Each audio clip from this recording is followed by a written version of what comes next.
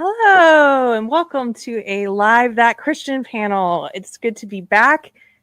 Tonight is Wednesday, September 3rd, and this is the first one we've done in months, so it's really good to see everybody. Welcome to those who are here. We want to start doing these again every couple of weeks, and I just want to say thank you to our panelists. Odin from O&B Reviews is here. Hello, Odin. How are you? Hey, doing okay. Probably appropriate for our topic tonight. I had to put the kids to bed solo because my wife was not feeling well, and so she needed to get a massage. And she feels so much better now, and we'll talk about that. How wonderful. I love that. I'm Yes. going to talk about that. We've also got Brahmabul here. Hello, Mr. Brahmabul.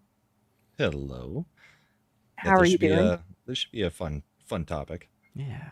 This it didn't primarily come out of it, but I was hanging out in Brahmabul's chat on Sunday night. He had Comics Division and a bunch of other guys on, and at some point, some of them, I won't name names, started defending Gaston in Beauty and the Beast and saying that Belle should have married Gaston. No. Well, Gaston was the protagonist, I think, is what I was arguing. Oh, okay, I see. Oh, goodness. So we are going to do a conversation about what to look for in a spouse, only partially inspired by that conversation. And then also welcome to the beautiful Michelle from Force of Light Entertainment. Michelle, it's so good just to see your smiling face. Oh, it's good to be here. It's been a minute. Nice to be back. So we're talking about tonight what to look for in a spouse. And if you're new here, if you catch this later, we are a panel of Christians, and we come together. We have guests sometimes, and we talk about things that are in pop culture. We review movies and books, and we also talk about things in the news and sometimes more evergreen topics like tonight.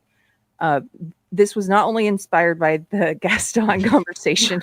Well, I don't think he's good husband material. We'll get into it. But it was also inspired because I don't know about you guys, but have you been seeing on your social media feeds I see so many videos lately from TikTok of spouses behaving badly. And I think some of it might just be the algorithm favors negative content like that. But also I think it's kind of demoralizing to watch a lot of that stuff. And I know a lot of people who are dating who are demoralized about the dating pool and about what they should be looking for. And so I thought, what if we had a conversation from a Christian point of view about the dating world and what it is you should be looking for when you're dating, hoping to be married. So that's what we're talking about tonight. And everyone is welcome in the chat. You don't have to be a believer. Welcome to that Christian panel. And we just ask that you be civil. You don't have to be respectful. Be civil in the comments. Can I start off right? I mean, just start this off with you brought up the internet. I definitely think it skews 100%. It skews negative. I'm to the point, I've not spent a lot of time on X because I just can't. It's just too much. I almost recommend for men and women just ignore the internet when it comes to dating, because if you listen to the internet, the people of the internet, the statistics of the internet, it's just depressing, and it just leaves you hopeless feeling. And it's like, just avoid that. Just read the Bible, listen to us, and stay away. Yeah. In terms of like what the dating world is like and what men are like and what women are like. Yes. Is that what you mean? Yes. There is so much of that content that comes across my feed where on the one hand, some of it's tied to ideology that's not Christian. It's secular, different kinds of secular belief systems. There are a lot of people who have been led down this path of believing that men are the root of all evil and that men are abusive tyrants and they're cruel and they're part of the patriarchy which in their definition of patriarchy, it's this horrible oppressive system, oppressive towards women. And so then there's this other side. I see people who are doing the exact same thing and saying women are just all sluts and that they're all they're all Jezebels and you shouldn't get married men because it'll make your life miserable and women are evil. And so people are bombarded with this stuff. And I wanted to offer some like a counter to that. What does God have to say about marriage? What are his promises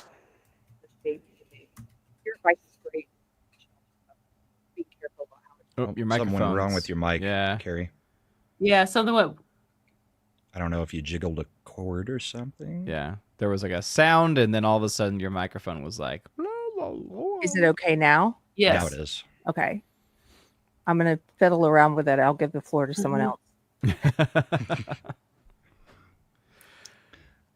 Well, I guess, yes, we are seeing, the whole talk from some portions of the patriarchy and how bad men are, but then we've also got the manosphere stuff where it's basically the exact opposite side of it. And then we've got the online dating scene, and even like the man on the street interviews of, what do you look for in a guy, or what do you look for in a girl? And most of it doesn't seem to be compatible in any way with reality. So, I mean, Yeah. I've been out of the dating scene for 22 years, so I don't know all that much on what the dating scene looks like now, but it doesn't look like anything I would want to be actively participating in. It's because of the culture. The culture has just gotten so degraded over the years because people don't like to talk about it and don't like it to be the focal point of anything. But really, think about the proliferation of pornography in our world and amongst our generation more so than ever before, getting easy, instant access to these things. And the fact that people oftentimes will trivialize addictions and say, like, that's not an addiction or blah, blah, like they'll kind of just write it off. But the facts are, and there's statistics out there to show this as well, that the amount of people whose marriages end, and one of the primary causes for it is because of the use of pornography by one of the spouses, is insanely high. And it really makes sense because it is pure fantasy being put into one's brain that creates a false identity or a false concept of what love is, a false idea of what marriage is, a false idea of what sex is, a false idea of all of that.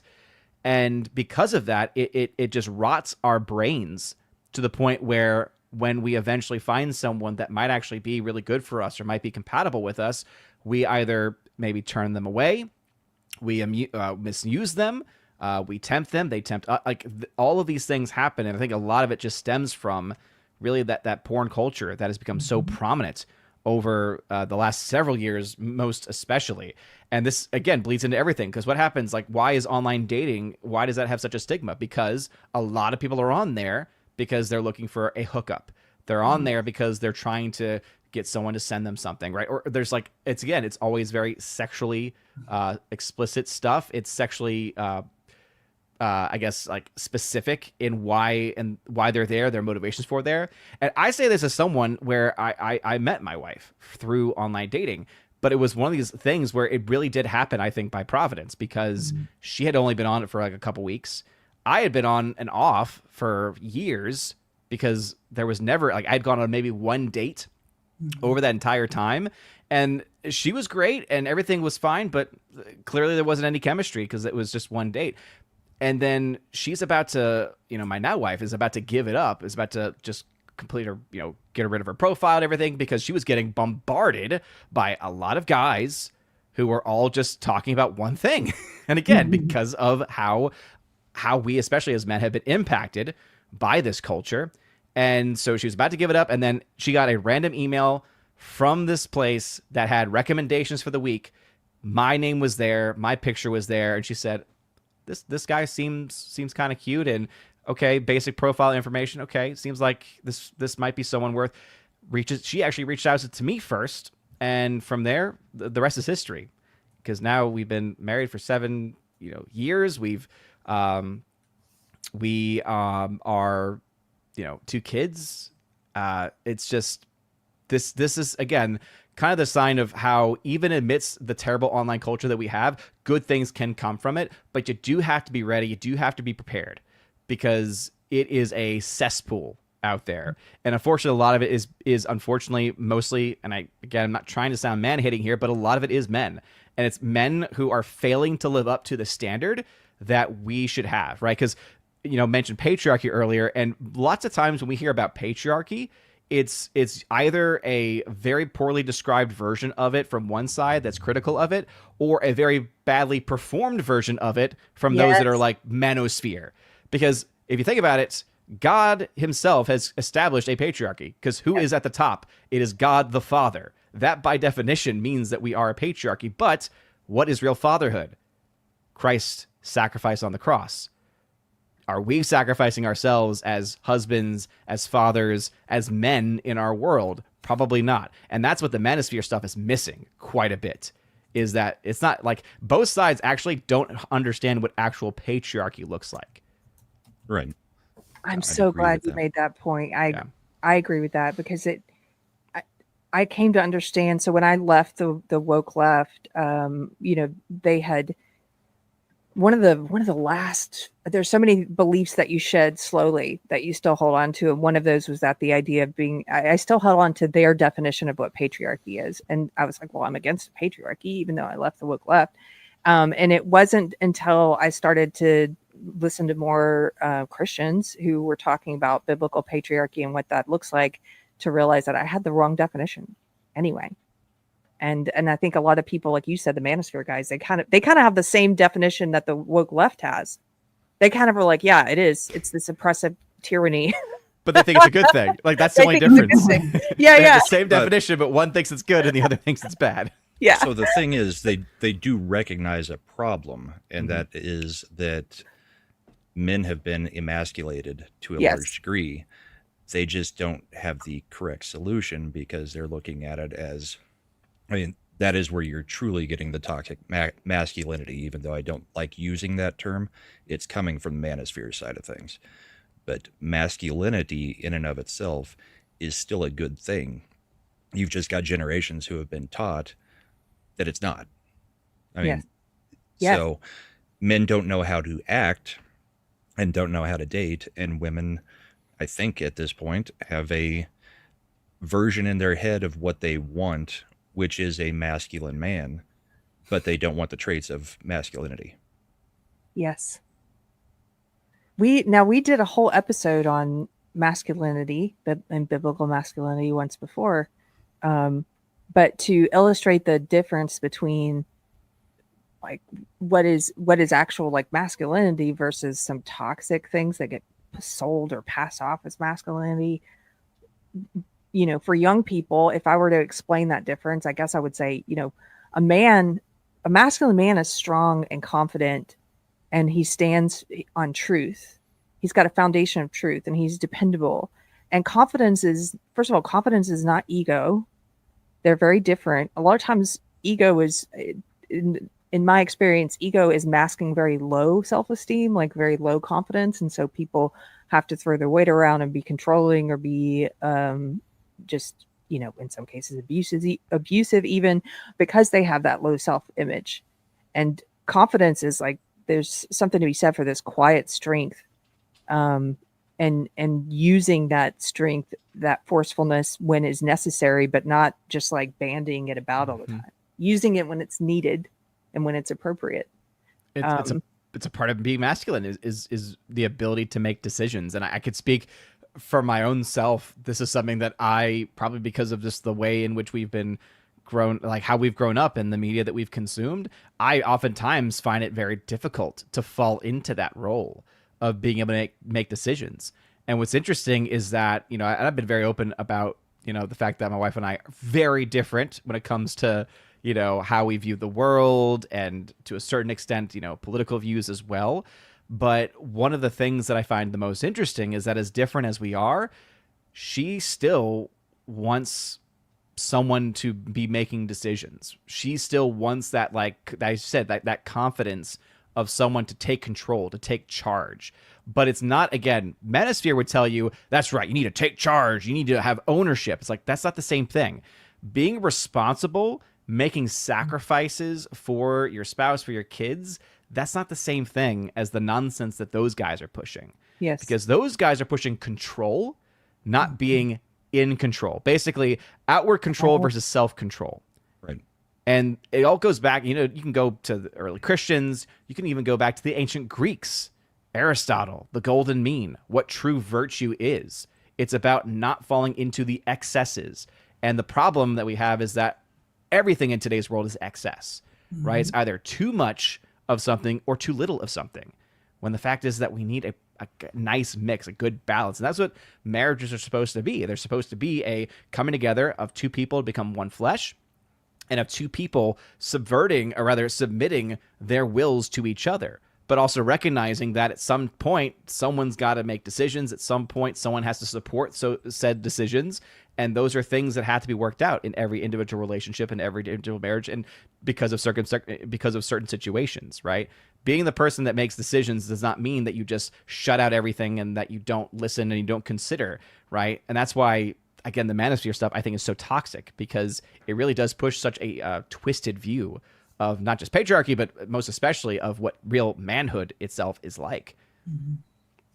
Yes, it also it pushes a twisted view of what manhood is like, and I think also what femininity is like, and what women are like, because at least in the stuff I see online that a lot of young people are seeing and are maybe internalizing, is a lot of women are all whores and Jezebels, and I mean all, or there's this proliferation on X anyway of these fake bot like trad wife accounts where it turns out it's being run by some guy in India, like named Mahmood or something, but he's got like AI images and these have tens of thousands of followers who retweet it, and it's stuff like AI images of like women in sort of very modest dress and like braids and doing cooking and saying nothing makes me happier than cooking for my man. And it's not that these are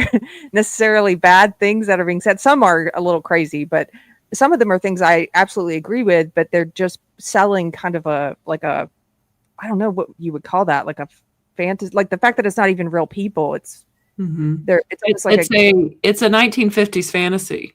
Yeah. It's like a very specific time period that they like to go back to. Because I mean, we've talked about this before on the show. Like if you go back to ancient Rome or things like that, like women did work. It just was typically they might have ran a business within their house and then gone to the market to sell a few days a week, or this is recorded throughout history all the time. It wasn't just like it looked in the 1950s, but the trad wife thing likes to go to the 1950s for the most part. And now it's still a time in the recent history where you could have a situation where we didn't have to have two incomes to survive. Yes. So, I mean, that is the fantasy look at it. And I mean, it's direct result of different decisions that have been made in this country specifically over the past 100 years. Yep. Because if we had not fallen off the wagon as much as we had with moving away from a stable form of currency, for instance, right?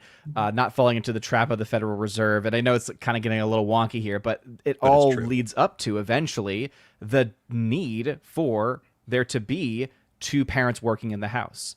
But what does that lead to? It means now who raises your children? It's not you anymore. It's the school. It's the school. Right? Why do you think public education became such a huge thing too? Around the same time, these other changes are happening because you need someone to raise your kids. We can raise your kids for you. Yeah. It takes a village.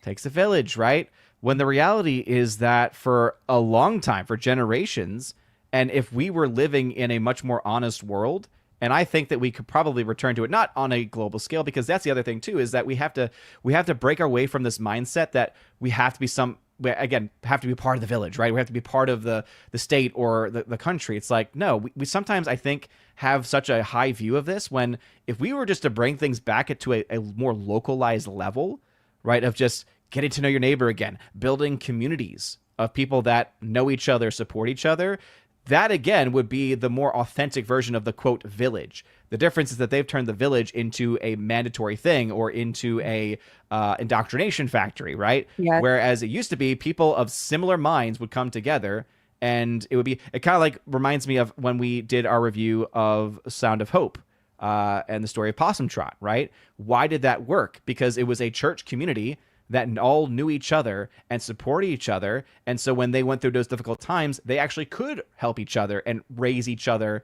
in a certain light, right? But if you don't have that general combined connected culture, you're missing a key ingredient to actually bring that back. But we could be there. Again, the issue is that a lot of us also are maybe comfortable in our positions of, oh, I like being able to have my own job and my wife has their own job and everyone has a job, and that I don't have to worry about my kids as much because that stresses me out. And so it's like we fall into that, right? All of us, I think, have that temptation of just being like, oh, I get to have more me time. But that also means now we're not sacrificing. And that's kind of the key of what real parenthood is. I mean, look at Christ. Look at the Old Testament figures as well, right? Sacrifice was always a key part of what it meant to be not just a patriarch, not just a man, but what it meant to be a family. Family was always about sacrifice. That's something I didn't really start to think about or understand until I knew God, which was this idea of sacrificial love. And I think sometimes I imagine people, if they're watching this and they're in the secular world, they're non-believers, there sometimes is this negative connotation that comes with the word sacrifice. I think the world kind of makes it this, it doesn't mean like self-flagellation and, making yourself a doormat. It means that love inspires you to die to yourself, to yourself, like all of your, to not be so narcissistic, to use a modern term, like to not be so self-consumed, to make sacrifices to acquire what is a longer term goal or value. It's kind of like choosing the steak rather than the very quick fast food option. It can take longer to produce a steak, to cook a steak, and you could just have a burger for, how much are burgers today? You could get one very quickly for, I don't know, they're probably $100 today. 10 to 15. 10 to 15 bucks. Yeah, unless you're going to like a fast food restaurant, about $10 to $15. Yeah, that's incredible. But in general, I'm trying to make this metaphor of like, you get that very quick, satisfying thing of like, I'm just gonna eat fast food again. When it's like, no, I could put more time in and do something that's of more value and it's better for me. And it's kind of like that with love and with the choices that we make, sacrificing small, like very quick satisfaction or happiness to have that longer term happiness. And I wanted to, so many burgers are like $18 today. Yeah. Some places, yeah. The cost of a steak. Can I clarify my comment before? I want to clarify on what I was saying was 1950s is what she's saying, the trad wife things that aren't even real. Like they go back to a very specific time. Like I was raised by a stay-at-home mother. That's wonderful for women to get to pick which they get to do if they can. Yes. And fortunately, my mother could. I'm just saying that I just wanted to clarify that it's the accounts, the trad wife things. It goes to this and I understand why X amount of women look at it was weird. I look at some of those accounts as weird because it's like so fake, like it's so obvious, like you're trying to manufacture and sell something that's from a time period we don't live in, and I don't know, it's real weird the way they do it, especially the ones. And even not the AI ones, but the actual women who do that, most of them are making probably hundreds of thousands of dollars off of Instagram or YouTube. So they do have a job, and they are producing something that is specifically meant to call attention to what they're doing, but it's not like they're sacrificing like monetarily in any way for these things, because I mean, you see them blow up on Instagram and Twitter. Yeah. That's why they're making money off of it. The actual, like the real quote trad wife thing, the real trad wives are out there, but guess what? You're not hearing from them. Mm-hmm. Yeah, they don't have they're not online. They're at home. They're working. They're raising their children. They're building the community of the home. They're working. Because that's the thing too. Is like just because you're a stay-at-home mom, like keep in mind there was a time when you actually still had two parents working, but the difference was that women had jobs that they could actually do in the home, right? Many of them would have a laundry service. Many of them would offer different services. They would babysit, right? Families where they might need to have that. There was ways for people to be able to make money. And so that's why, like, usually when I bring this up, especially because I teach this with Catholic social teaching, and I always try to make the point, look, I'm not saying that all women must stay home, right? That's not what I'm saying. But the ideal situation is that at least one parent is at home raising the kids. That's the ideal. And if we don't understand that that's an ideal, that our parents are raising our kids and teaching them and forming them, right? Formation, that's a part of the responsibility of a parent. If we don't see that as something that we should strive for, if we can, again, whether it be husband or wife, then I think we're kind of missing the plot, because that's what we should strive for. Yeah, just because it's not the norm anymore doesn't mean it's not the ideal. It is the ideal. And I will add to that, Odin, that it's also it is when in the cases where that happens, or throughout history when people have been able to do that, it is the norm that it's the woman, because more often than not, the woman is the one who's The nurturer. nurturing. Mhm. You're nursing the baby. You're right there. You carried the baby. You're on average, women prefer to work with, when they do studies, women say in surveys, I prefer to work with people and animals, and men are like, I want to take things apart and work with things. And that's just the way we are made on average. It doesn't mean that there aren't outliers, or there aren't times in your life where if a husband loses a job and maybe the woman's, making the money for a while, or things like, it doesn't mean that they're not outliers. It just means on average, that's the way it's worked best throughout history. Yep.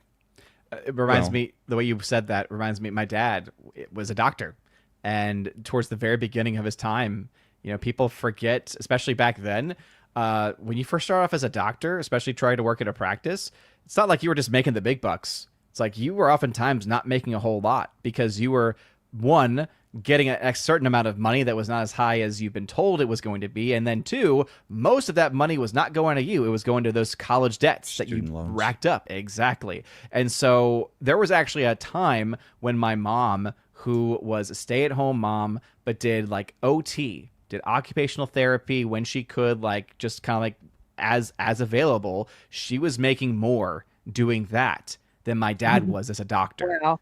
And so it's like those are, but again, at no point was it well, you can't make more money than me. It was like, no, this is what we need right now. This is what our family needs. And we know this short-term suffering that my dad was going through for not getting what he needed to was eventually going to get better, right? Or if it didn't, that he would have to find something else. But sure enough, time goes by, things get better. And then eventually she doesn't have to work as much, but she still does her occupational therapy, still even to this day. My mom, I love my mom. She still does occupational therapy. So it's just, again, it's all about finding that balance. Going back to that golden mean, Aristotle, it's always about balance. I want to thank a couple people in the chat, and I think I might have a question for someone too. Thank you, John Thomas, for the $20 super chat. John Thomas says, "Hail, Keri, Michelle, and Odin. Did y'all make it to Dragon Con? Lots of great panels.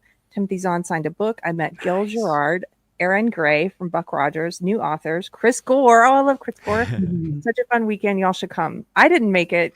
I actually was in Atlanta this weekend, but I was not able to make it to Dragon Con. Yeah, other than Chris Gore and them, like I wouldn't have known anybody else going. Like if we had maybe like an established thing of, hey, let's all go, I would have totally been on board, because it's not too far away from us. So yeah. I still want to get to do a Dollywood visit with Michelle. Yes. Yeah. And then also, hey, Randy, thank you for the $10 super chat. Randy says, online dating is a mess, less because of porn, more because of disposable culture. Women get more clicks than men, and many seem to be waiting for something better. The kid in a candy store scenario, it sucks. And that's where I had a response, and I kind of pushed back a little bit, because I actually think it's completely because of porn. Yeah. Because like just that phrase, reusable culture, where do you think that comes from? It's the objectification of people, things, etc. Where do we see the most prominent example of people being objectified? Pornography, being used as objects. You're more likely to treat someone badly if you view them as an object or as your property than if not. And something that's poisoned the mind of so many people, because pornography has that effect where all the studies show this, right? That it creates within your mind this perception, and it creates within your mind an expectation that is never going to be met in reality, because it's fiction. It's all fake. And if your mind is trained to think that that's what's real for your entire life, or for years of your life, that's going to impact your direct family relationships going forward. In many ways, it puts it in a lot difficult position to ever hope to get into a serious relationship until you can get those things figured out. Again, I recommend doing therapy. There's therapists out there for sex addiction, porn addiction, because those are real things. People don't want to talk about it that way, but it is real. And if we're really trying to be serious about saying, how do we find that good spouse that we can grow old with and everything, we have to be honest about those things, because if we don't, we're missing a huge piece of the puzzle. I think that is a huge piece, but I think what Randy's getting at is this idea. I mean, because women typically don't use porn as much or in the same way.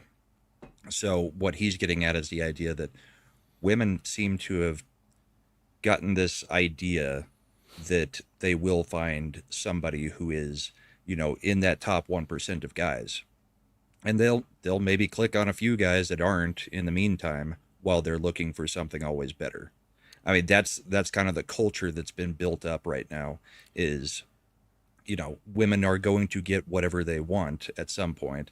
They just have to wait long enough, and they're not going to date the guy that's right there in front of them. So I think he's looking at it from that perspective. Although on the guy's side, I could definitely see porn being a huge part of it, as you're saying. But that's just the thing is like, okay, but the women are doing the porn. So it's still porn. It's still the porn that's the problem. So it's like that still has not gone away. And it's like, why also would they maybe fall into that trap of thinking that way? It's because of the objectification of women brought about by the men who are falling into these traps. Sure. I have two things to add. I love that. This is fascinating. One, I think porn is one part of it. We probably all agree on that. Oh, and, yeah. Yeah. And I think there's other things too, like feminism. Absolutely. Yes. Which yes, has yes. led to this idea of what you're talking about, Brahma, and probably what Randy's talking about, where women, on average, like on dating apps, they tend to overrate themselves in terms of like, they all think they're 10s and they think all the men are 1s. And it's this whole idea of like, you're beautiful at any size, you do you, lady, that whole thing. And you deserve this. And if he can't take me at my worst, he doesn't deserve me at my best. Like all that kind of stuff, which is like, when do you ever get to your best? Like, it's always the worst. But this is, so that's one point, and we can come back to that. But I want to say something about women and porn quickly, because I saw Randy say women don't use porn. So as a result of pornography becoming so ubiquitous and like on our phones and all the studies now, there's a porn epidemic. Young people are encountering porn at the age of 13. That's like the average age now, like very young. And women, the numbers of women who are using porn has been steadily increasing. It's not where men are at. It's not at that level yet, but it's steadily increasing. And aside from that, what's really interesting is that women tend to be, they're less visual than men. They're more in their head when it comes to erotic stimulation. And I just had to highlight this because Andrew Knapp said it's called romantasy. And even though you said lol, it's true. I've been watching some videos about studies on if you look at the kind of books that are sold, like the top sellers, what genre they're in, it's always been romance. Romance sells more than any other category. And today, though, you don't even have to go to the romance category, because most of what passes for women's lit, what they call the women's lit genre, which they separate from romance, and they pass it off as like this is actual literature. A lot of it is Colleen Hoover stuff. And there's a whole formula, and they're all doing this now. I want to do a whole video about this, where they're putting in all these explicit sex scenes, so much so that it's like reading for women. If you hook them up to a machine, it's smut, and they're getting the same responses. So much so that women are going on to Reddit and other forums and saying, recommend a new book for me. Here's what I want. And they name all the kinds of sex scenes that they want in their book. And all of the quote unquote story that leads up to it. It's a bit like a porn film where, the plumber comes over, there's some flimsy premise. These books have the flimsy premise, and all of that works to get the woman mentally more into the story, so that by the time they get to the sex scene, all the tension is built. But it's kind of like porn. It's porn by a different medium. Yes. It's literally just porn. It's just a different medium. And women are buying this like crack, like the Colleen Hoover kind of books. And it's fascinating. And it's no longer just like in the, like, you got to go to the erotica section of the bookstore or the romance section of the bookstore, romance. You go to the women's lit section, and that's what it is. Yeah. That's what's it's not like To Kill a Mockingbird or any, it's porn.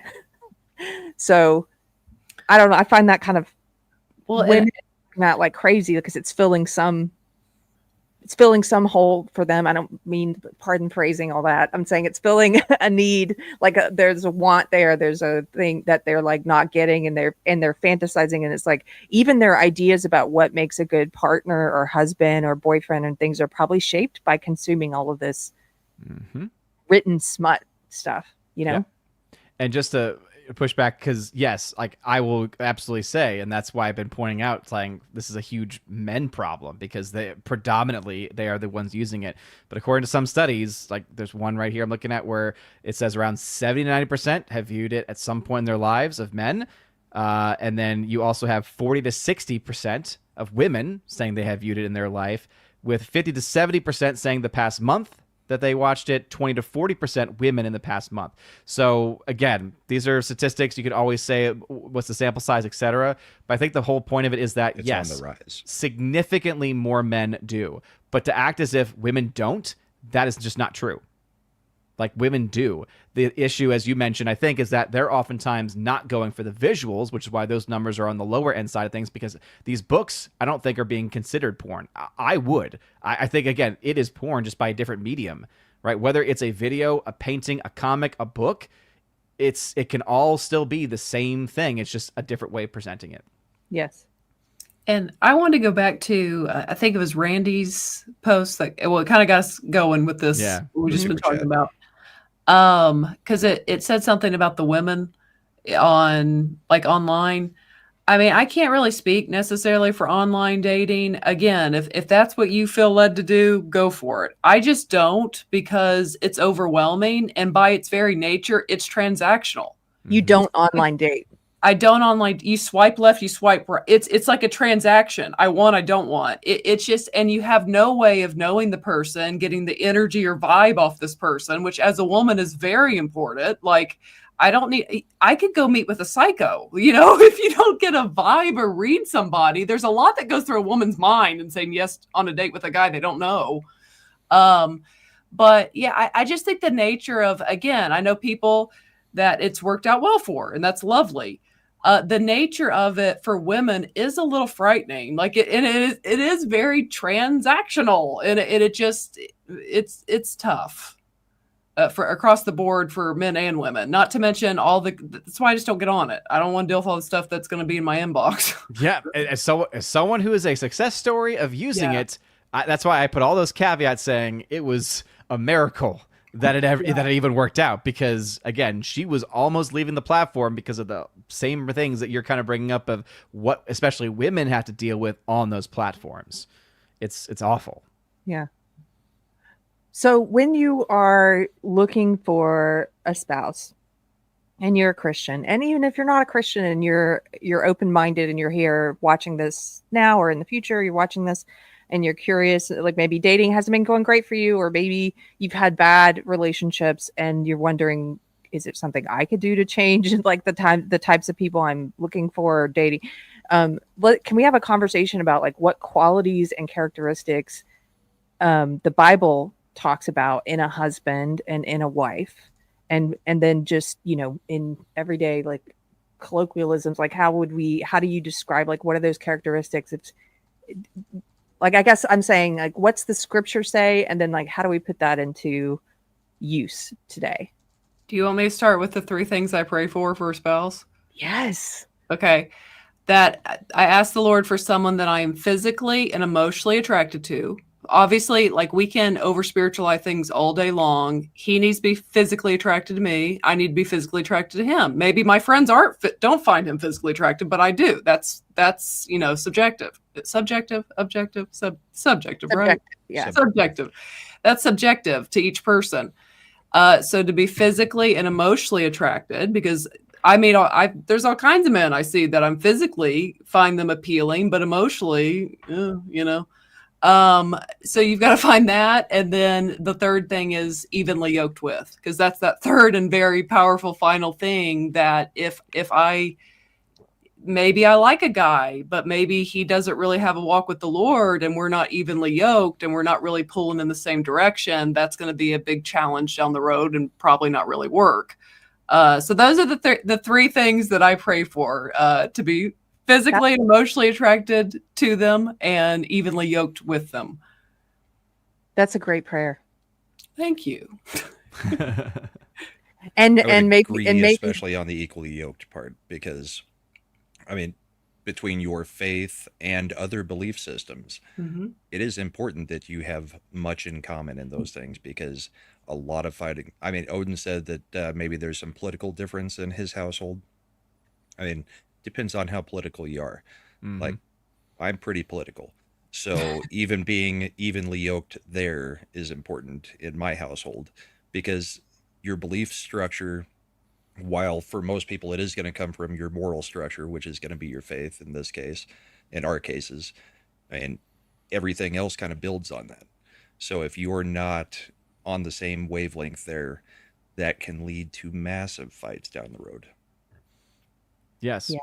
And that's why, even in the Catholic Church, there used to be much more rigorously enforced standards as far as who could marry in the church. And it was not because of trying to be like restraining or controlling. It was because we don't want you to enter into a marriage that could down the line become problematic, right? So there was a time, for instance, especially in the aftermath of the Protestant Reformation, where it was not recommended for Catholics to marry non-Catholics. And again, it was not because of they're Satan and you should avoid them. It was because they prudently said, well, if you have two people who believe very different things raising children, the question ultimately is going to be asked of who do they get raised by? Do they get raised in the Catholic Church, or do they get raised? That is a huge thing for a lot of people. That again, depending on your strength of your faith, that could be something that tears a family apart. And so it was more of a prudential matter of saying, hey, keep these things in mind. And so the church still holds to that, but it's not as maybe restrictive as it once had been. But it's all done for prudential reasons, right? That's what same thing is kind of going on what you just mentioned, right? When we think about our spouses, our future spouses, right, it should be, okay, not only is there obviously that attraction, because there's always, that's the thing too, when people say, oh, it's not about physical attraction. Look, what's going to get you talking to somebody is always going to be that initial spark, always going to be that initial attraction, right? And the important thing is to not let that be the thing, because if that's the thing, it's not going to last, right? And so that's why you need both that and that spiritual, emotional connection that can only really build over time, that can only really build through conversation and for getting to know your spouse. But yeah, that initial attraction, it's always going to be there. It's just a part of nature, right? It's a part of how we've been created in God's image. I mean, when Adam looked at his wife Eve, right, he had that desire, that initial a desire for her. Flesh, this is at last flesh of my flesh and bone of my bones, right? So that's how we as spouses and as future spouses, right, are going to have that at some point. It's a big part of that relationship, but it's not the sole part. There was at least one question in the chat of what yoked means. Yeah, so, here I pulled up a picture. I got it. I got one. Yeah, like okay, there you go. Yes. So you need to be pulling in the same direction, not pulling. It's away. fun explaining that to kids, because in scripture, right, and there's the translations in the Gospel of Matthew where it's like my burden is like my yoke is life. And so I asked them, like, what does yoke mean? And the number of kids who at first go, isn't that what's inside of an egg? Eggs. Yeah, people in the chat were making jokes, and I didn't know what was serious. But yes, that's what the old eggs. Okay, yeah. Somebody said something about eggs, like yolk. So for young people, like Davina said, I guess yoked means muscular and fit. I was like, I don't know if Davina's joking or not. So I'm just going to show you, No, especially that for is young actually people. a term that they're using as slang now. Yoked is like buff. Oh. Really? Okay. Yeah. Young people do? Mhm. I didn't know this. I'm learning Gen something Z too. slang.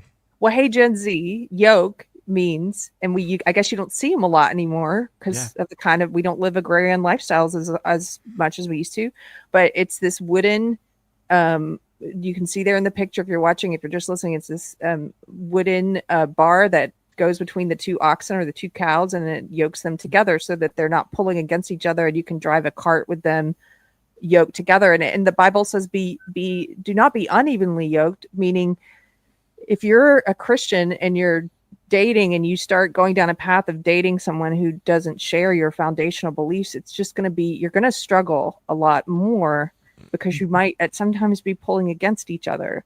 And I know a lot of people who have gotten into relationships when they were both non-believers, and then one found Christ, and then they have those struggles after they've already married.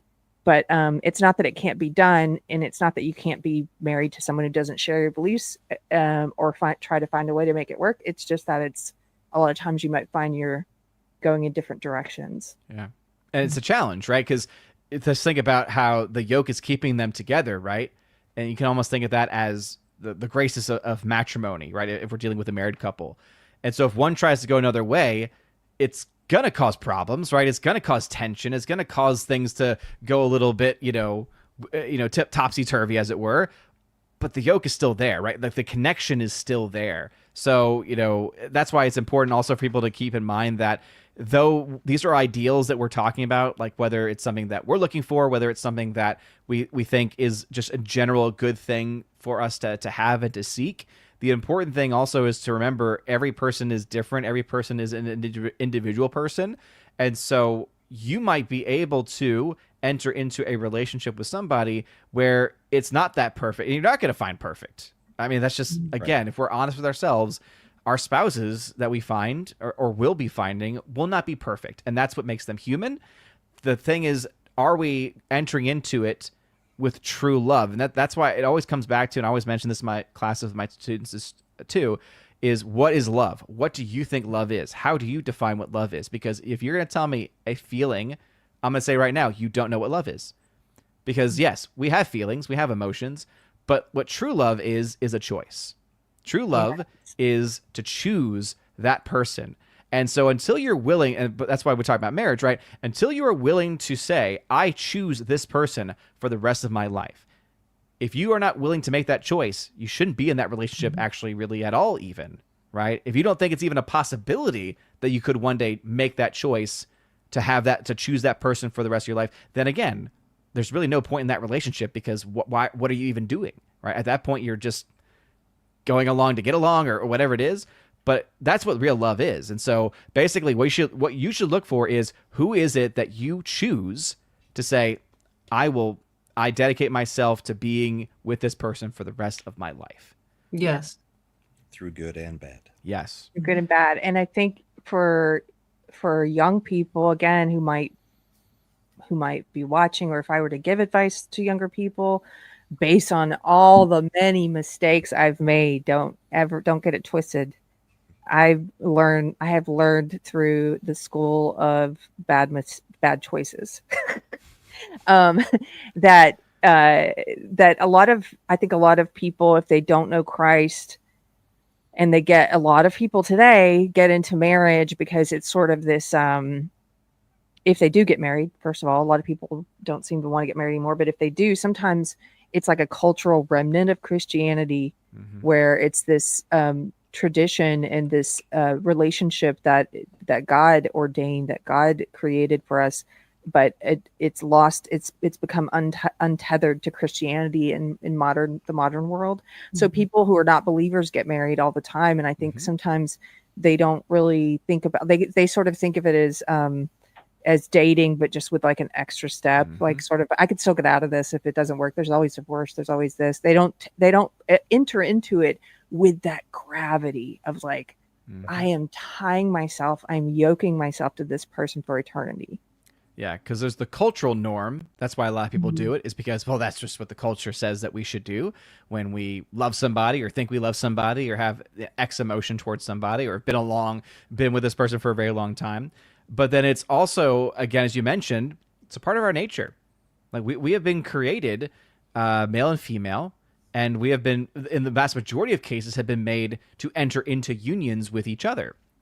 And because of that natural desire that is born within us, it makes sense then that why people would want to get married, even if there's not even a religious part of it, like explicitly religious from them, because it's part of like this natural desire that we have as persons to be one with each other and to come about to become one flesh, right? So Adam and Eve is a great example of, again, how we were made. We were made for each other. Not everyone has that vocation, right? Christ is clear on this. We see this mentioned in Scripture, right? There are those that are eunuchs for the sake of the kingdom of God, those that are willing to sacrifice their sexuality for God's kingdom, right? To live as consecrated virgins, or to live as consecrated ministers who live without sexual relations in their life. Some are called to that, but not all. And so we have to just remember, right, that the culture is going to pull us one way. The culture is still going to hold on to these things because there's so many things from Christianity and from Christendom that are still a part of our culture. They just become, unfortunately, secularized in a lot of ways. I want to. That's so. I think about this all the time, Odin. I'm so glad you're talking about that for young people, especially. And because I never thought of that when I was younger. It's like, oh, why are you getting married? Because that's what you do. It wasn't really like, attached to anything. It was because I love this person, and that's what you do when the relationship progresses to a certain point. But there was no foundation the first time I got married. There was no foundation of belief, or he was a great guy. We were not believers, and it wasn't tethered to anything. Well, and the vows that people take, they don't pay attention to what those vows actually state. Mm-hmm. It's just words that you're repeating, or you're just saying "I do" at the end of those vows. Yes. Mm-hmm. So John Thomas says, Keri, check out the Nonsense Free Editor, The Second Story. Both have good videos on this. The worst is monster upper porn. This was about the romance, the smut. And actually, I will recommend, thank you, John. Thank you for the super chat. I have seen The Second Story. I don't know the other channel, but The Second Story has some good stuff on that topic if people are interested. And then here's a question for you. Thank you, Andrew, for the $10 super chat. It says, Odin, do you have any advice for dating someone that you don't see eye to eye with on political and cultural stuff? I'm dating a wonderful girl, but we come from very different walks of life. I mean, ultimately, yeah, you have to ask that question of, is this someone that you think you would be able to, not just to say I do, but to say I choose you for the rest of my life? And if you feel like you are there, okay, that says a lot. If you don't feel like that, or maybe you feel almost the opposite of I don't know if I can, that might be a sign that maybe something is not quite there. Because yeah, I mean, as someone who, as I mentioned, right, wife and I disagree on a lot of things. When we were first dating, though, and when we inevitably became engaged, we agreed on the core values. And even though she's gone through changes in her life, post-marriage because of a wide variety of reasons, which, can't get into here of a personal nature, but the important thing is that those key things are still there. Even though some things may have been lost, those key things, those almost like non-negotiables are still there. Yeah. And so that's the other thing too, is you need to figure out what are your non-negotiables. What are the deal breakers? And not even just from like your own personal, but like from a Christian lens, what are some Christian non-negotiables? Mm-hmm. And if you can at least get that figured out, then I think you might be able to build from that. So yeah, obviously I'm not going to tell you like, oh, you need to dump her, or you need to marry her, right? Because it's not my place to do that. I don't know enough about your relationship. No, but I would definitely say have a talk about that specific conversation, situation. Big time. And really, again, because marriage is the union of husband and wife for all time, until death, and because marriage is made for the procreation of children as the primary purpose for it, you have to also have that conversation too of, okay, how are we going to raise our kids? Because that's the other thing too that people usually don't think about right away, right? Is, okay, do I want this person to have an influence on my children or not? Do I want this ideology to have an influence? Do I think this is going to be for the good of their souls or not? We have to think about that too. Mm-hmm. And sometimes if you are a believer, I'll offer this bit. So my husband and I, when we met, he's okay with me talking about a little bit of this. I think I've talked about some of it before. Actually, when I told him we were doing a show on what to look for in a spouse, I told him I was just going to put a picture of him up. This is what you look for. This fox right here. I hit on him. Anyway. But when I was a pretty new Christian, and when I met him, was agnostic, and I had come to this place of like, well, obviously I'm a new Christian. I'm going to try and do what God wants. A lot of the choices I've made were wrong. So even if I'm interested in someone, I'm not going to date them unless they check all these boxes. Right. So my mistake, I would say, is that I was being a little bit too controlling about how God works and what God has in mind for me. And because I can't see the future, I'm not God, I'm not omnipotent, I'm not all knowing, and all powerful. So when I first met him, I did not want to date him because he was agnostic and not Christian. And God had other plans in mind. And what happened was really kind of a beautiful thing is he ended up coming back to his faith very slowly. It was a slow process. And I became open to dating him also during that time.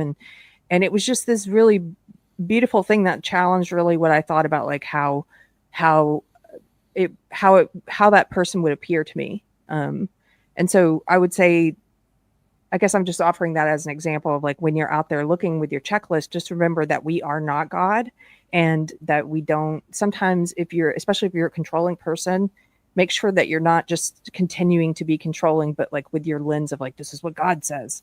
Mm-hmm. If that makes sense. I don't know if that's helpful. Yeah. And also, like, I'm glad you mentioned that checklist too, because there should be like that internal checklist, the non-negotiables, as we mentioned, right? But we also have to be very careful, because sometimes we get into that checklist mentality of it's just like doesn't get quite there. And so it's like, oh, you're off the list, right? It should be something where, again, we need to have, obviously, prudence, right? Wisdom, thinking things through. That should be there. And that's where that list can be, right? In the prudential judgment and decisions we ultimately make. But we also can't let that get in the way of where God might be leading us. And so we have to trust in God's providence. We have to trust in God's grace and mercy, but also at the same time, keep our heads afloat as well. And some of Fine those balance. qualities, just to finish that up, is some of the qualities I was seeing in him are things that I was looking for in a Christian spouse. You know, as an agnostic, being willing and interested in having hours-long conversations about God, Mm-hmm. and being open-minded to that conversation and thinking about it and emailing each other things about it, like thinking about deeper, more meaningful things, and about whether or not there's a creator, and like being even willing to have those conversations and to really engage in them like full-heartedly, not just like, oh, I guys got to talk about this because she's interested in it. which I also met a guy like that when I was dating. He's like, oh, I guess we gotta. I'm glad you mentioned that, because my wife and I, our first date, literally spent a good 45 minutes. We went to go see a movie, and we were outside of the theater. We ended up talking not about the movie, which was Cinderella live action. Mm-hmm. Beautiful film, by the way, despite what the FNT people might try to say. I'm all with you, Shad. Cinderella live action was actually a very good adaptation. But we talked theology. We were talking theology and philosophy for a good 45 minutes. And that was kind of like those early signs of, we have a lot of disagreements here, but there's, again, clearly there's that spark of the spirit, I guess you could say, about us, wanting to talk about God and things related to God. Yes. Well, when you're mentioning the checklist, oh, sorry, Michelle. No, you go ahead, Brahma. Okay. When you're mentioning the checklist, I think it's important that what Keri was saying is deeper and meaningful things. Mm-hmm. Yeah. It's not 6 foot tall makes 175,000 or a no automatically, that kind of stuff. I mean, we're talking about, can you agree on abortion? What your stance is on abortion, those kinds of things, because those are the things that are far deeper and will cause rifts down the line if you don't have agreement in those very important viewpoints and foundational beliefs, like Odin was talking about. Yeah, and on children and how to raise them, and all the important issues related to that as well. People usually say like, oh, how many kids do you want to have? How many kids do you want to have? But it really should come down to like, okay, is there that openness there? Because that could also be very telling of what that future relationship could look like. If there's a mass, like if you're like, I really feel like I'm called to have 6, 7 kids, like again, just typical Catholic family, like just like having all the kids in the world.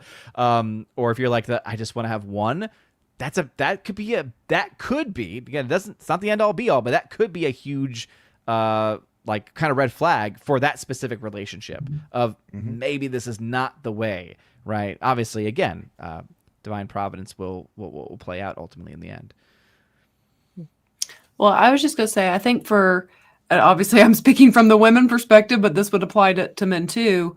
and looking for a spouse, and this is from a Christian perspective, since we are a Christian show, you're looking to see, like, is there fruit there? Any guy can go to church with you, or girl can go to church with you, if they've been around it, can talk a little bit with you, but what is the fruit of their life? And that does take time through dating to kind of get to know them. And to, when I'm looking for someone, and there's no way of, like, when I say what I'm about to say, I don't have one way this looks. But, like, for me personally, I need to know that this man loves the Lord his God with all of his mind, all of his heart, all of his soul, and all his strength. That may look very different than the way I go about things. But does that make sense? Like, you're looking for someone that their heart, their life is going towards God. Like, it is going in that direction. They love the Lord. They want more of the Lord. They're not just, like, stifled and happy to be where they are, because, again, that for my personality wouldn't be evenly yoked. I always want more. I always want to grow in grace and the knowledge of the Lord Jesus Christ. So I think, that's very important. Again, as Christians, both male or female, just observing, are they just telling me what I want to hear? Or is their life really producing fruit? Because I was there too. Even at one point, even babes in Christ, if their heart truly is for the Lord, they will grow quickly. Like, I'm not even that concerned about things like that. Again, it is a heart issue when it comes to Christianity. What is their heart lifted up towards? Who is it lifted towards? And all those things really matter, because it's good to keep in mind on this panel that there is a difference between worldly dating and Christian dating, and worldly marriages and Christian marriages, because, we all get scared by the divorce rate, but the divorce rate is actually significantly better amongst Christians than it is the world. And we just all get used to lumping in the way the world thinks. Just like this stuff that I think is kind of demoralized some men, it gets used as excuse and they become victims then of, oh, well, women just want men that, make six figures, over 6 feet tall, all this stuff that you hear online chronically all the time. I don't know a single woman, any of my friends, any woman at church that stopped her from pursuing a godly man. No, because not at all. Not at all. That's not what they were. That's not the number one thing they wanted, nor is it for me. No. So it's just like we need to keep that in mind, that the crap that is online is crap that's online and is not godly. The one thing I would maybe push a little bit back is that if you look at the state of divorce, for instance, right, the average divorce rate is about 50%. If you take it amongst Christians, self-identifying Christians, it's still about 50%. Where you see the massive separation, though, is practicing Christians. Yes. People that are actually living their faith. And from there, it's like a massive, like, we're talking like it's not even close, right? Because 50-50, that's what the norm is. Wow. But if you talk about those that are actual faithful, it's what, maybe 90-10, right? Mm-hmm. It's very small in comparison, especially. And so that also goes back to the qualities, right? Is the person that you're dating practicing? Yes. Or are they just like, oh, yeah, I'm Christian, and oh, yeah, I do this occasionally? No. Are you a practicing Christian, or are you not? Because that's going to tell you a lot about that person as well. Mm-hmm. Because if they don't have an active relationship with God, if they don't have an active relationship with Christ, as a Catholic, if they don't have an active sacramental life, if they're not going to confession at least like once a month, once every couple once, if they're going to mass every Sunday, like, as a Catholic, if you're trying to find someone in the Catholic Church, let me say, if they're not doing that, I wouldn't pursue that. Because that, again, means that they're not living out the faith. And then at that point, it's just words that they're saying. I didn't know this. And Odin, I'm so glad you brought this up. I just did a quick search. Yeah. And I found this study that said, actually, this is so interesting. It said, people are always talking about how Christians are just as likely to divorce as non-Christians. And they said, actually, if you separate them out into nominal Christians, like those who just simply call themselves Christian in surveys, but then say they don't go to church and they don't engage with their faith in any way, but they just say they're Christians, that group is actually 20% more likely than the whole general population to get divorced. They're actually more likely to get divorced, which is weird. And then those who are practicing Christians who go to church regularly and engage with their faith, they are 35% less likely to divorce than those who have no religious preference. And they found that 72% of them are still married to their first spouse. And of those marriages, 4 out of 5 say they're happy, which are great numbers. Yeah. Compared to what we hear. Especially compared to the culture, which is like at 50% divorce rate, and then it's really bad. Well, because there's a whole different, if you're truly in the faith, you're not just a nominal Christian. That's why I said I'm looking for a man who loves the Lord, his God, with all of his heart. Like, it's not a name only. It's the way he lives his life. It's what his heart is devoted to in his life as a result. Like if you are a Christian, good Lord, my mind. Where was I going with this thought? My mind scares me sometimes. Good Lord. Wait, my mind two Christians yoked together in marriage are more likely to actually be looking in the same direction towards God, and they're more likely to stay married because they both have those same beliefs. That's basically where I was going with that. Also, your mind also would have done it more eloquently. It also reminded me of that letter of James where it's, faith without works is dead. So like if they have faith but they're not living out that faith like by actually practicing it, then that's not real faith. Yes, and what I was, because us Christians, someone had a really lovely, I think Lisa Kay had a really lovely thing earlier in the chat about, she said when you say your vows, you're looking at each other, but you're really saying them to God. And that's so right. That's so true. Because as a Christian, that's why, no, I'm not going to be looking to have an affair, because I'm not looking to break my covenant with God first.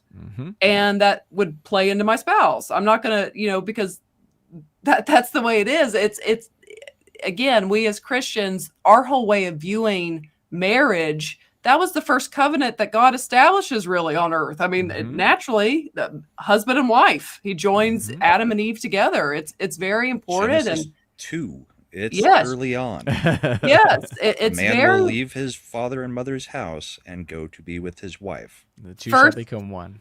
First miracle Christ performs. It's at a wedding. There, I think there's with reason why some of that the crucifixion is a wedding. He is literally offering himself as a sacrifice for his bride, the church. It is a wedding ceremony. Every time we think of the crucifixion, we should honestly think of it as a wedding ceremony. So yeah, big part of this. I know where I was going, and I'll wrap it up really quick because Brahma helped me out there. But I go to a phrase because there's a little phrase. Sometimes you gotta look at scripture just as it goes. I mean, we should. But when it's talking about divorce, and Jesus is talking about divorce, there's a phrase before he gets in divorce, and he says, who God joins together. Let no one tear apart, separate. But how many relationships in the world did God have anything to do with? Exactly. There is a way about pursuing marriage. And as a Christian, we do need to be praying because, there's a lot of things maybe God would bless, but I do believe God knows kind of who's best suited for what he's got for you to do in life. And you see that in the Bible. But we need to be cautious about really finding that person who God would join you with. And that will be someone that, as Odin has brought out the stats on that it can work. And you too can decide to make it work and get through those things. Yeah. I'm going to pull up these verses. Oh, go ahead, Odin. Yeah, no. And I was, of course, now my mind is just. Mine just goes. I just lose the thought so fast, Odin. It's like fairy dust. It just let me read this and then you might think of it. So these verses, since you're talking about, Odin was talking about controversy, the crucifixion, but he was talking about the crucifixion being a marriage, and I had never really thought about it that way. But sacrificing himself for his bride, the church. Yep. So this is in Ephesians. These are some things. Now these are about how wives and husbands should treat one another, but it's also good for people who are dating because this is what you're looking for. These are some of the things you're looking for. A man who's going to live like this in marriage, a woman who's going to live like this in marriage. So it says, wives, submit yourselves to your own husbands as you do to the Lord. For the husband is the head of the wife, as Christ is the head of the church, his body, of which he is the Savior. Now, as the church submits to Christ, so also wives should submit to their husbands in everything. Husbands, love your wives, just as Christ loved the church and gave himself up for her to make her holy, cleansing her by the washing with water through the word, and to present her to himself as a radiant church, without stain or wrinkle or any other blemish, but holy and blameless. In this same way, husbands ought to love their wives as their own bodies. He who loves his wife loves himself. After all, no one ever hated their own body, but they feed and care for their body, just as Christ does the church, for we are all members of his body. And so, I'll finish this part. This is, it's referencing Genesis, right, Brahma, from what you mentioned earlier. For this reason, a man will leave his father and mother and be united to his wife, and the two will become one flesh. This is a profound mystery, but I'm talking about Christ and the church. However, each one of you also must love his wife as he loves himself, and the wife must respect her husband. Yep. People get so caught up on that first line. The very first They line. forget everything else. And it's like, oh, okay, yeah, but like, there think are about commands that. to the woman, and then there are far more commands to the men Yes. on how they are to act. But also, like, in order to warrant yeah, that treatment from the woman. submit to the husband, and yet what does the man have to do? Love as Christ loved the church. And what did Christ do? He died for the church. He sacrificed himself totally. He gave a complete and total gift of himself for the church. So that's why, the people that get fundamentalist about it, about saying like, oh, you have to submit to me. It's like, excuse me, you're kind of forgetting a very key part there, which is like, if you're going to try to force a spouse to do something, you're not loving them as Christ loved the church. You're not sacrificing yourself when you're forcing them to do something, right? So it's, again, people oftentimes get that mixed up. But I did remember, so everything that Michelle was saying reminded me about, about God being in the marriage, right? Is there was a book by Fulton Sheen, Archbishop Fulton Sheen, very prominent. This guy was actually on television and was like very big back in like the 50s and 60s. Even like mainstream people knew who he was. Wait a minute, Fulton Sheen? Yeah. This is the third time he's come up to me Yeah. in the past 3 weeks. It's like God wants me to read more about this guy or something. Watch This his is the videos. third They're time. online. They're online for free on YouTube. And he's just such a profound speaker. But he wrote a book called 3 to Get Married. Because, again, it's not about just you. And even though, the church says husband and wife are the ministers of the sacrament, it's a sacrament that's not just being made between them, though. It's also being, there he is. Legend. But so his no, book it's is with called God. 3 to Get Married. 3 to Get Married is his work, yeah. And it's not just about, I interrupted you by putting his picture up there. No, it's You okay. said it's not just about what? The book? So it's about God, basically that it's not just about you, and it's not about the ministers of the sacrament who are husband, the bride and groom. Bride and groom are the ministers of the sacrament. It's about you're making a sacrament and making that relationship with God. Like God has to be a part of that relationship, right? Why do marriages fail? Because God's not a part of it, ultimately. I Yes, 100% underline that God is not a part of it. Here's something for non-believers or new Christians. I was just talking to a friend of mine yesterday who came to Christ in the past month or so. It's been so beautiful to watch and to witness. And we no longer live in the same city. So she called me, and it's just been, and when she talks to me, it's just effusive joy, and just, she's a changed person. You know what it's like when somebody finds Christ. They're a totally new person. God gives them a new heart. And it's just that it's so, I just love talking to her because she's so full of the Spirit.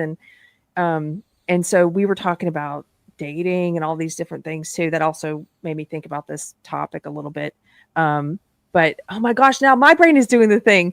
Everyone caught the Michelle. Everyone It was caught a thought Michelle. But it was what you're saying, Odin. It was talking to her, like talking to a new Christian or talking to a non-believer is sometimes sort of trying to explain things with this new way of looking at things. And she was saying to me, it's so funny because it's so fresh for her. She's like, she was telling me, I was thinking about like how I used to think this way, and now that seems so silly to me.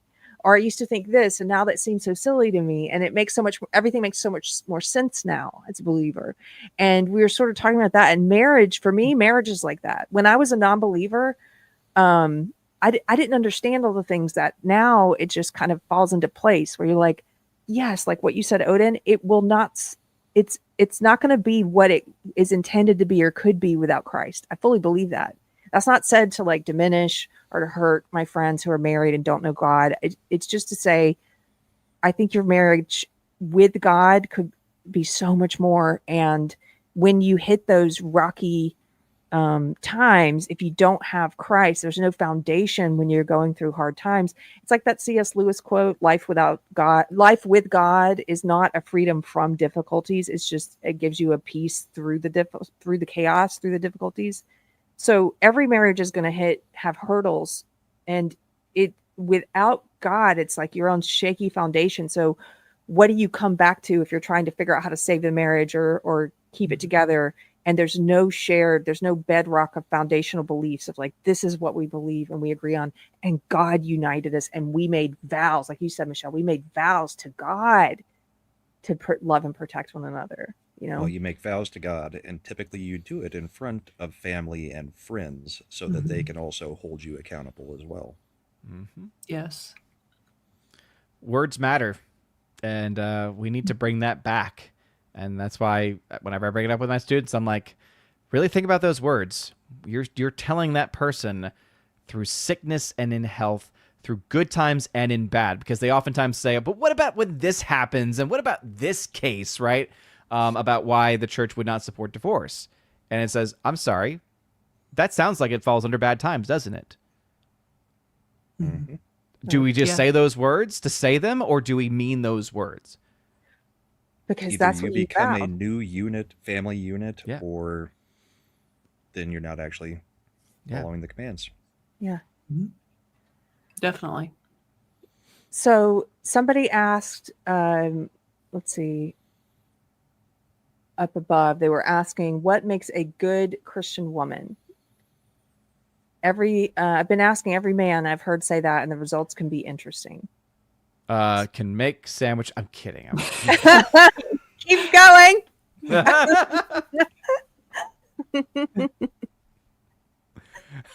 Sorry. Look, if everybody needs to be able to make a sandwich, okay? Survival. I say that, by the way, I say that as the primary cook in the family, where it's like I'm cooking all the meals and everything. I do all the dishes. And so there's like times where my wife just looks at me and she's like, oh, like I'm just so lucky. She's just like, thank you. Because she hates dishes. And it's like, that's why I do them, because I know how much you hate them. I hate laundry, and that's why you do the laundry. So How loving. Before you describe what makes a good Christian woman, let me just say, I love that. And this is a good reminder that a lot of these people who are especially going around on X or Twitter and being very rigid in these pronouncements about men and women, a lot of them I don't think are in marriages. Yeah. And so they will say stuff like, one of my Christian friends who's an author, she shared a beautiful post about her husband. I don't know if it was his birthday or something. And it was just about what a great Christian husband he is and how much she loves him, and here are the things that she loves about her marriage and about her husband. And this is like one of these positive posts that you want to see on social media, where somebody's like, here's like a little bit of joy, right? And it was sort of, and one of the things she put in there was like, when she's tired, he will, make her a steak dinner, or he will do the grocery shopping for her when she just can't do it. And a couple of these like guys who pretend to be, I don't know, like Christian crusaders or something, like, your husband has been cucked by an emasculating feminist masquerading as a Christian. It's like, no, that's what a marriage is like. You each give and take. It doesn't mean that he's no longer the head of the household because he cooked her a steak. Like, And so I just love to hear that, Odin, that you're like, she doesn't really enjoy the dishes, so I will usually do more of them than she does. Yep. Yeah. In many cases, all of them. It's got to the point now where, and I always love the short reels that are out there where it's like when someone puts the dishes in the dishwasher the wrong way and you have to fix it because it's not the way that you have it. It's like, that's the point where it's gotten to where I'm just, anytime that she comes in to do anything, I'm like, honey, thank you, but please don't, because I have a system and you're breaking that system up. Basically, you're my wife. Basically, we've learned tonight that Odin is a working trad wife. I'm gonna make one of these Indian accounts. Yeah, Odin, you're missing out on so much money that you could be making. I just need to start putting the apron on and just holding up like my I made brownies tonight. Look at me. Here's my cookies. You have to have a braid, so you got to braid your beard. And Keri, can I go back? Do you mind pulling back up Ephesians? Because there's something I wanted to point out as far as for dating. This is more dating. I mean, marriage, it could apply in its own way, but Yeah. While you're pulling that up, I would also say some qualities that are I think good for both for marriage. Total self-gift. So both have to be willing to be a total gift of self to the other, holding nothing back. Conjugal fidelity, being faithful to your spouse. Responsible parenthood, something that, again, has to be there. You have to be willing and able to be responsible parents. Generosity with your spouse, with those around you. Prayerful collaboration, prayer. Spouses praying together is a huge thing. Yes. And then having justice and charity within your marriage, within and amongst your kids. Not being too harsh, but also not being too lenient. Having that understanding that there has to be elements of charity, elements of forgiveness and mercy, but justice as well. That's the way that marriages continue to go forward. Odin, you just brought up something. Do you know off the top of your head? I just saw, because you brought up prayer and marriage. Yeah. Do you know the stat off the top of your head? I just saw it, and it was bizarre good of stats of married couples who pray together really do stay together. It was so high. Just adding prayer, two people who pray together, the stats of them staying together were insanely high. Yeah, I mean, I don't have. I believe that. The number. It says in 1997, Gallup poll suggested the divorce rate among couples who pray together regularly is less than 1%. Yes. Yes, less than 1% get divorced if they pray together daily. I just found the same study. Yeah. Wow. It makes sense, though, right? Because, again, if you are bringing your relationship to God, God is going to protect you. God is going to provide those graces that your marriage needs. Every marriage needs. And oftentimes we don't think that way because we are so self-centered as a community, as a culture, because it's all about me, me, me. It's all about mine. We don't ever want to just say, let me just let go. Let me just put this in someone greater than I's hands, whether that be God or to put it into the hands of my spouse, to trust them. Okay, let me pull up Ephesians. Oh, I'll answer one thing. Cynthia, hey Cynthia, she says you probably are not praying together unless you're already committed to staying together. Yeah. Yeah, when you're dating, it may not come up, but it may come up because when you're dating, if you're out to eat together, or if there's a situation where you're dating and you're in a situation where you normally would pray, that's a great way to just. It doesn't have to be a big thing. You just introduce them to the normalcy of this is what I do. Or maybe you don't have to. What a great blessing if they're the ones who are can I lead us in prayer before the meal or something? That's amazing. Then you already know this is a person who prays. Okay. So Ephesians, you wanted me to bring this up? Yes. I wanted to point out, because I know he's mixing in with Christ and the church here, but under the husband loves your wives, just as Christ loved the church and gave himself up for her to make her holy, cleansing her by the washing with water through the word, and to present her to himself as a radiant church without stain or wrinkle. I just want to point out, I know it's very old school, but I really do believe in abstaining and sexual relations before marriage. It's scriptural. But I think even right there, if you are intentional about being my spouse, it is you. We always say it's the woman's job. And at the end of the day, I'm going to make sure I do my part on that. But really, it should be a godly man, his responsibility to present his future wife without spot or wrinkle in that regard, and to definitely not push that issue on a woman. And I think for both men and women, it's just going to give you a clearer head when that bond is not there, to be able to choose wisely. Is this someone that this can work with in the long run as well? And it brings up another point about the whole stat about praying together. There's also the stat out there that says couples that wait until their marriage to have sex, their chances of succeeding are also excessively high. And again, it makes total sense, because that's the only person that they've ever given themselves. Total self-gift is not just a fine word. It's no, you are literally giving yourself over to that person in the most intimate way you possibly can be, to become one flesh. And if you only have had that or will have that with one person, there's something to that. Now, again, that doesn't mean like, oh, if that's not you, you're doomed. But it does, I think, motivate, especially if you're younger, especially if you're just starting to get into the dating scene, how important it is to try to, keep that, because it does make a difference down the line. It's almost like the Bible was inspired by a creator who created us, gave us an instruction manual, and like, this is how to best operate. This is the manual on how to get the most out of life. Because like, if you follow it, like you're saying, if you pray together, stay together, and couples who wait and abstain until marriage like have a better their success rate in marriage. And all this. It's almost like that he was like, hey, I'm going to tell you best operating instructions for the human being. It's almost like he's onto something there. Best practice. A little omnipotence, maybe. A little omniscience.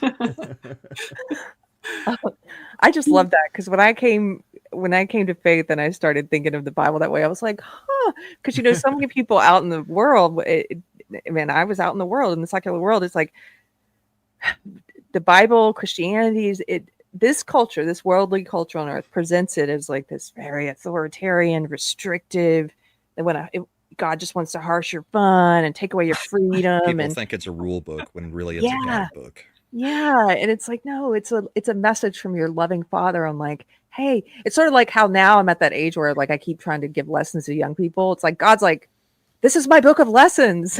Yeah, it is.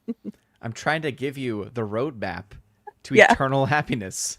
Yeah. It's like, I'm not trying to restrain you or hold you back in any way. Yes. I'm trying to, again, that's it. That's the other crazy thing. It's like, oh, there's a bunch of rules that I have to follow. It's like, no, it's about trying to form you, because it's all about formation, right? It's about forming you to be the person that you were made to be and to lead you to where you were called to be, and lead you to your destination for which you were made for. But that can only happen is if you say yes and if you follow along. And again, that does mean you have to give up a level of control, but it's about a higher purpose for more than just you. Yeah. So, guys, is there anything you wanted to touch on before we wrap it up? I wanted to just push back against a couple people in the chat. D-Subversion at one point said that I enjoyed crocheting. That is not true.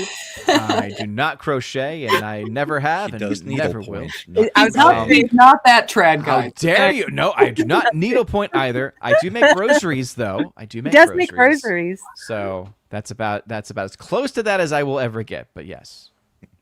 And I'm not a stay-at-home podcaster either. Thank you very much. Hey, one of the politically incorrect knitters was in the chat tonight. I don't know if she's still here. Ann Pinkava, I'm sure she would love the crocheting and knitting. They would love to have you on sometime, probably, Odin, to talk about your crocheting.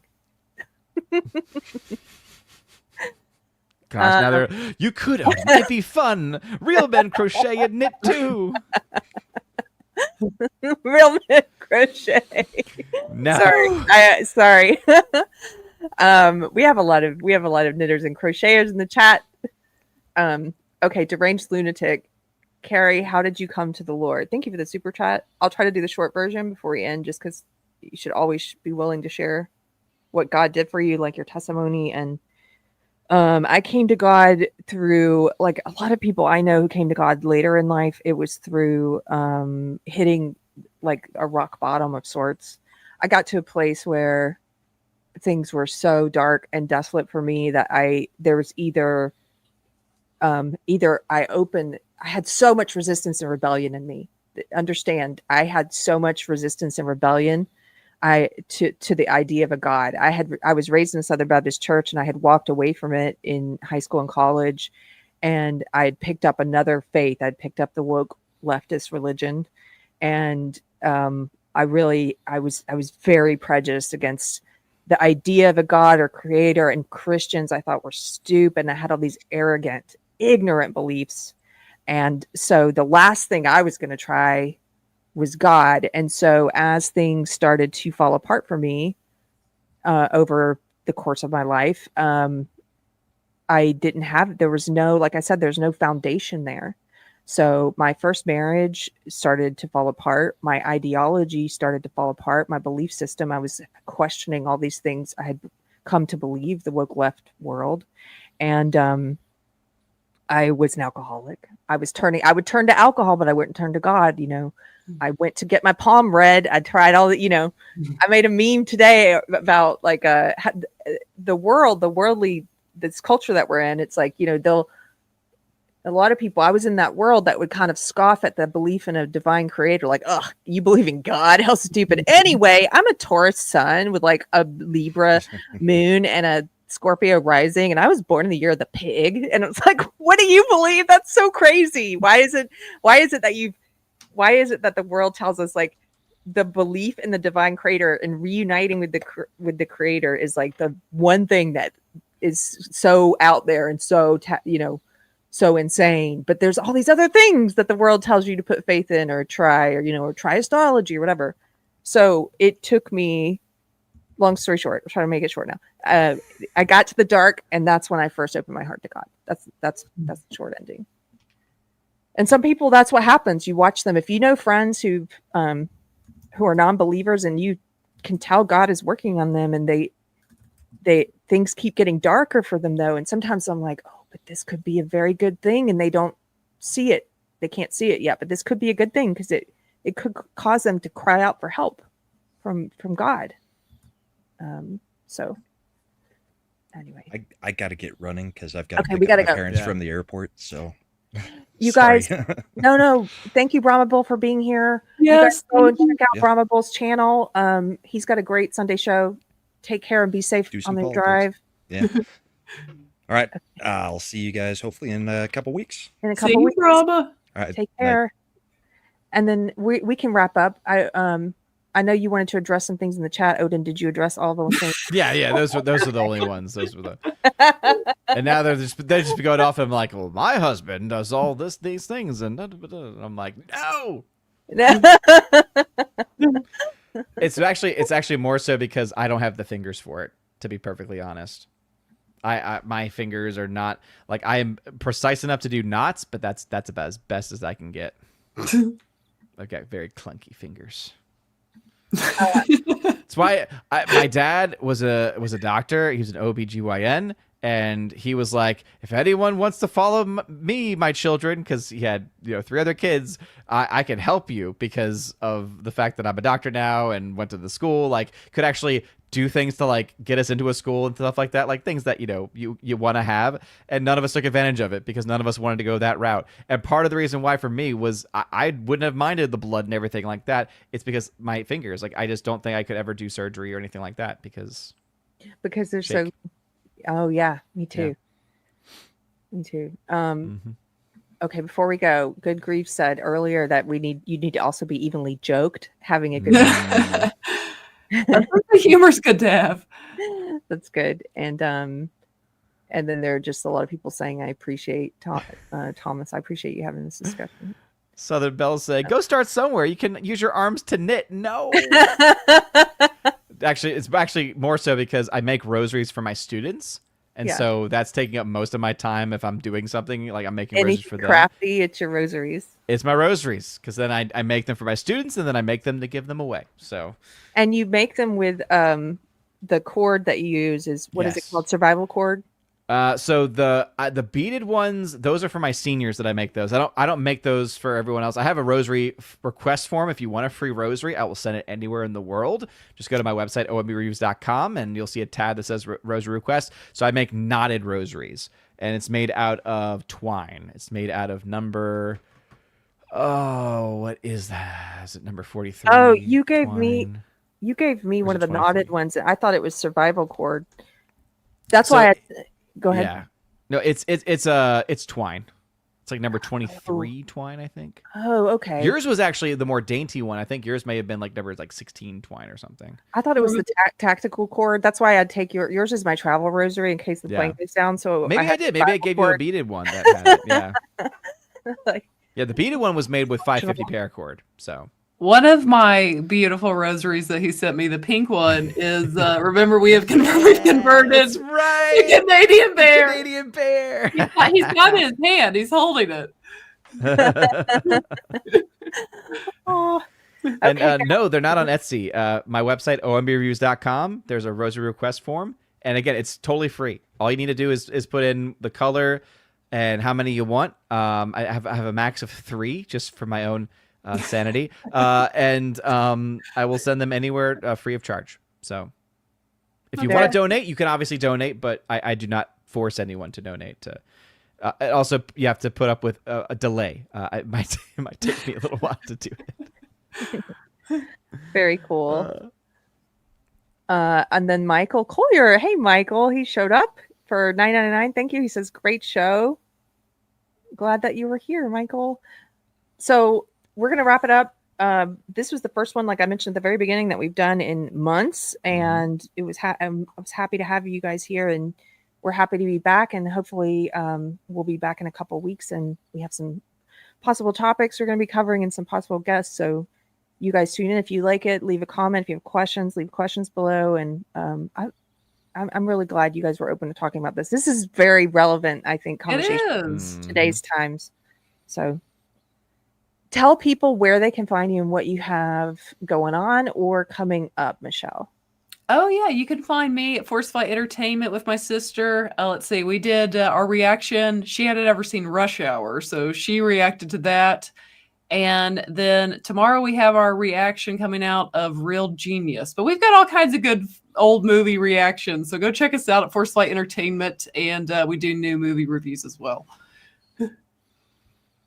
It's so fun to watch your reaction videos. This is the channel for anybody looking for it. Forcefly Entertainment. Yeah, there we are. And what about you, Odin? Yeah, you can find me on OMB Reviews on YouTube, on Rumble, Twitter/X, and OMBReviews.com.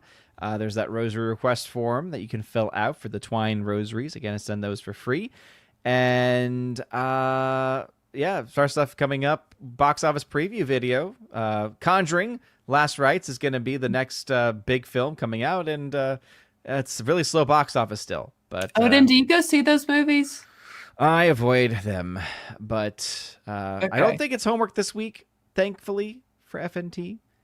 And they're having on. We're gonna try to have Dean Cain on again this Friday, so I will not be on the show until a spot opens up because of just the limitations of StreamYard. But should be a good show. You guys are going to have Dean Cain on? Well, we were gonna have him last week, and then he got injured, so they're gonna try to. That's so cool. Yeah. Dean told me he would come on the show, but I've got to reach out to Jay. Ooh. There you Very go. cool. And then this is Brahma Bull's channel. And as I mentioned, he's got a great new Sunday night show called The Bullpen, which is a political show, and it's a lot of fun. So since I didn't get to mention that before you left, there it is. Don't Deranged ask lunatic. Michelle about the movie Serenity. So We reacted to it. Wait, You gotta go- like the Firefly? Yeah, Serenity? I had some anger feelings rush through me at the end. Well, for good reason, because you're like, Yes! what? Yes. I don't know why anyone's giving me anything for beating my feelings 2 seconds after the movie ended. Oh, we felt it. Imagine being like a huge fan watching that in theaters. My brother and I were both like, no. Yes, exactly. I don't know what you're talking about. So Yeah, we're keeping it spoiler free. Good. Okay. Spoiler free. Yeah. Good. Thank you guys thanks for a great show. I hope you have a great Yeah. rest of your night, and You too. we'll talk later. Yay. Take care. God bless. God bless.